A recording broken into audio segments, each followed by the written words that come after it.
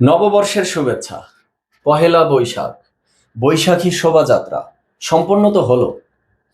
তবে এই নতুন 1433 বাংলা সাল বা এই 2026 সালের পহেলা বৈশাখ শোভাযাত্রাকে কেন্দ্র করে কয়েকটা বিষয় নিয়ে আলোচনা সমালোচনার সৃষ্টি হয়েছে। তার মধ্যে একটা বিষয় হলো শোভাযাত্রার নাম কেন পরিবর্তন করা হলো। আরেকটা বিষয় হলো জামাতের অ্যাক্টিভিটি। এই পহেলা বৈশাখ বা শোভাযাত্রাকে কেন্দ্র করে জামাতের অ্যাক্টিভিটি অনেক প্রশ্নের সৃষ্টি করেছে। যদি জামাতের অ্যাক্টিভিটির জিস্ট অংশ আমরা একটু এভিডেন্সে দেখি। জামাতের একজন এমপি বলেছে, আজকে বাংলাদেশে আমরা পহেলা বৈশাখকে ধারণ করি। দেশবাসীকে নববর্ষের শুভেচ্ছা জানিয়েছে জামাতের আমির। রাজধানীতে জামাতের বৈশাখী শোভাযাত্রা। তাই বিভিন্ন মহল থেকে প্রশ্ন ছোড়া হচ্ছে যে এই জামাতের পূর্ববর্তী নেতারাই আল্লামারাই বিভিন্ন সময় বলতেন যে পহেলা বৈশাখ শোভাযাত্রা এগুলো নাজায়েজ, হারাম, শিরকি কাজ ইত্যাদি ইত্যাদি। তাহলে সেই জামাত আজকে আবার কেন বলছে যে আমরা এটা ধারণ করি? তো দর্শক শ্রোতা, আজকে এই বিষয় নিয়েই কথা বলবো। চলুন ডিরেক্ট হিট দ্য পয়েন্টে। হিট দ্য পয়েন্ট নাম্বার 1-এ আসি, যে শোভাযাত্রার নাম কেন পরিবর্তন করা হলো। দেখুন, শোভাযাত্রার নাম যে এই বছরই প্রথম পরিবর্তন করা হয়েছে বিষয়টা এমন না। এর পূর্বেও দুই একবার পরিবর্তন করা হয়েছিল। আর শুধু যে শোভাযাত্রার নামে পরিবর্তন এসেছে তা না, বরং সময়ের প্রেক্ষিতে, সময়ের প্রয়োজনে, বিভিন্ন রাজনৈতিক বিষয় মোকাবেলার প্রেক্ষিতে এই শোভাযাত্রা বা পহেলা বৈশাখ উদযাপনের ধরন, রূপ, আয়োজন ব্যবস্থারও অনেক পরিবর্তন এসেছে। তো এই পরিবর্তনগুলো বুঝতে হলে আমাদেরকে একটু ইতিহাসের পুনরাবৃত্তি করতে হবে। আমরা একদম সংক্ষেপে ইতিহাসটা দেখার চেষ্টা করি। দর্শক শ্রোতা, আমরা জানি যে এই যে বাংলা সনের গণনা বা ফসলি সনের প্রবর্তন, এটি মুঘল সম্রাট আকবরের হাত ধরে হয়েছিল। কেন হয়েছিল তাও আমরা জানি।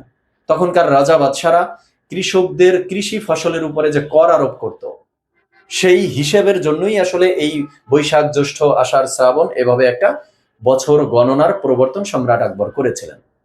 তো সম্রাট আকবরের সময় থেকেই এই পহেলা বৈশাখকে বিভিন্নভাবে উদযাপিত করা হতো এবং উদযাপিত হয়ে আসছিল। এছাড়াও এর সাথে আর একটা কারণ যুক্ত ছিল, সেটা হলো কৃষক এবং বণিকদের সম্পর্ক। মানে কৃষক এবং ব্যবসায়ীদের মধ্যে পুরো বছরের যে বাকি বকেয়ার হিসাব নিকাশ থাকতো, সেটা হালখাতার মতো একটা অনুষ্ঠান, উৎসব মুখর অনুষ্ঠান করে তার মধ্য দিয়ে পহেলা বৈশাখ উদযাপন করা হতো। তো সেই মুঘল সম্রাট আকবরের পর থেকে এই উদযাপিত হয়ে আসা, এটা তো শুধু বাংলাদেশের জন্য ছিল না, সমগ্র ভারতীয় উপমহাদেশের জন্যই ছিল। তো আমি এখন আলোচনা সংক্ষিপ্ত করার জন্য ডিরেক্ট বাংলাদেশে প্রবেশ করি। 1971 সাল বাংলাদেশের জন্ম হলো। এরপরেও ওই ধারাবাহিকভাবেই পহেলা বৈশাখ হালখাতা বিভিন্নভাবেই আনন্দ মুখরভাবে উদযাপিত হয়ে আসছিল। তবে বড় ধরনের যে পরিবর্তনটা এসেছে সেটা ওই যে এরশাদ বিরোধী আন্দোলন 1989 সালে। তখন একটা শোভাযাত্রার আয়োজন করা হয়, নাম দেয়া হয় আনন্দ শোভাযাত্রা। এটি 1989 সাল। এরপরে 1996 সালে এসে এই শোভাযাত্রার নামকরণ করা হয় মঙ্গল শোভাযাত্রা। এই 1996 সালের মঙ্গল শোভাযাত্রার নামকরণটা 2024 সাল পর্যন্ত একটা দীর্ঘ সময়ে থাকে এবং এই সময়ের মধ্যেই 2016 সালে এটি আন্তর্জাতিক স্বীকৃতি পায়, ইউনেস্কো কর্তৃক স্বীকৃত হয় এই মঙ্গল শোভাযাত্রা নামেই। আর এই যে মঙ্গল শোভাযাত্রার একটা লং টাইমের জার্নি, এই জার্নিতে এসে এই যে শোভাযাত্রা বা অনুষ্ঠান, এর অনেক ধরনের পরিবর্তন এসেছে, আকারের রূপের অনেক পরিবর্তন এসেছে, আয়োজনের অনেক পরিবর্তন এসেছে। আমরা দেখেছি হুতুম পেঁচার প্রতিকৃতি, ঘোড়া, হাতি, এরপরে আমাদের জাতীয় ফুল, ফল, পাখি, পশু ইত্যাদি এর প্রতিকৃতি, মানে যেটাকে মোটিভ বলা হয়, এই শোভাযাত্রার মোটিভ। এই মোটিভের অনেক রূপ, অনেক ধরনের বছরে বছরে নতুনত্ব আসছিল। কেন নতুনত্ব আসছিল?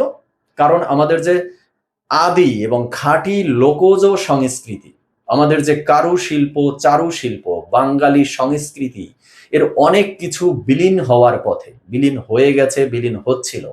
তো সেগুলোকে জীবন্ত রাখার জন্য, আলোচনায় রাখার জন্য, হারিয়ে যাতে না যেতে পারে সেই জন্য প্রতি বছর বছর আপডেট করা হতো, অনেক কিছু তুলে নিয়ে আসা হতো, অনেক কিছু ধারণ করা হতো।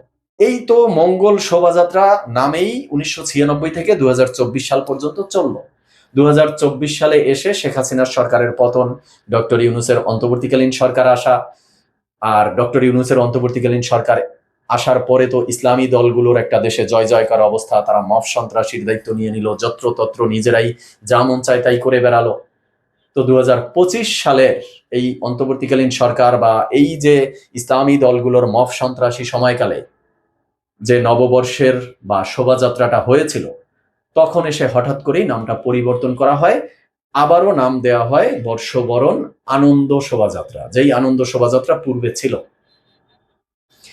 এরপরে একটা নির্বাচিত সরকার, তারেক রহমানের নেতৃত্বে বিএনপির সরকার ক্ষমতায় আসে। 2026 সালে এসে নামটা পরিবর্তন করে অনেকেই আশা করেছিল যে মঙ্গল শোভাযাত্রাই এটি ফিরে যাবে, কারণ মঙ্গল শোভাযাত্রাটাই স্থায়িত্ব পেয়েছিল, আন্তর্জাতিক স্বীকৃতি পেয়েছিল এবং একটা লং টাইম 3 দশকের মতো এই নামেই চলছিল।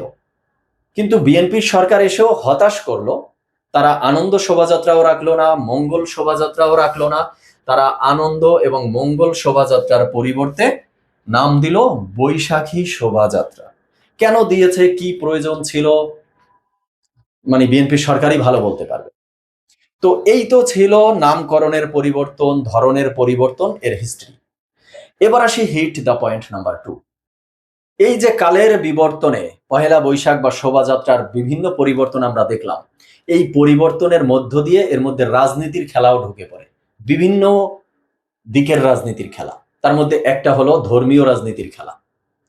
বিভিন্ন ধর্মীয় রাজনৈতিক দলের যে আল্লামা, মাশায়েখ, পীর, ওয়াজিনরা রয়েছে, তারা ফতোয়া দেয়া শুরু করলো কল্যাণ শব্দটা ব্যবহার করা যাবে না, এটি বাঙালি সংস্কৃতির শব্দ না, এটি হিন্দুয়ানি শব্দ।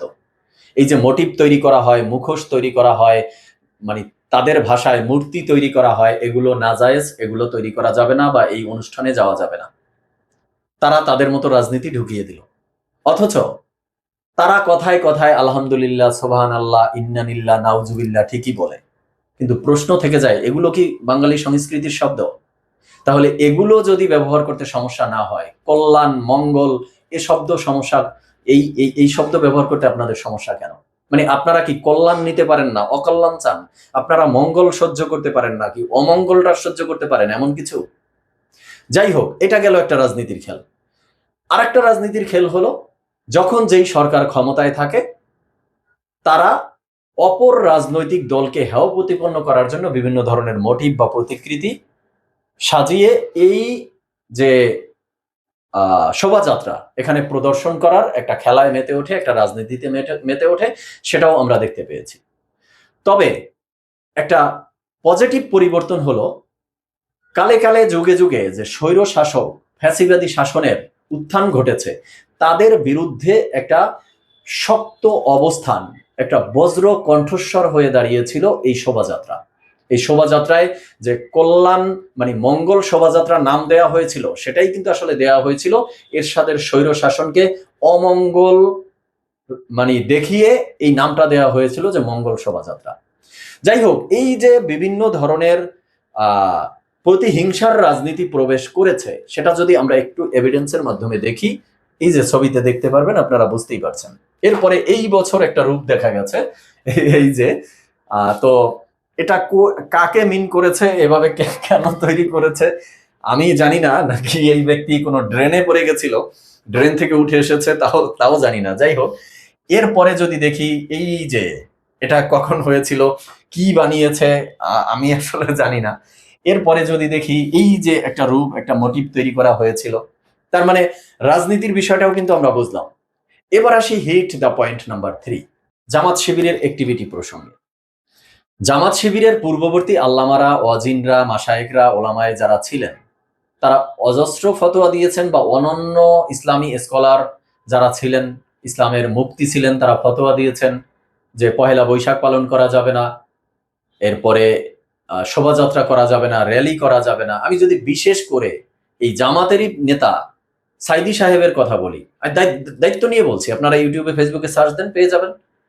সাইদি সাহেব স্পষ্ট বলেছেন যে এই পহেলা বৈশাখ, এই র্যালি, এই শোভাযাত্রা এগুলো মুসলমানের কাজ না, এগুলো নাজায়েজ, এগুলো হারাম, এগুলো শিরক, এগুলো করা যাবে না।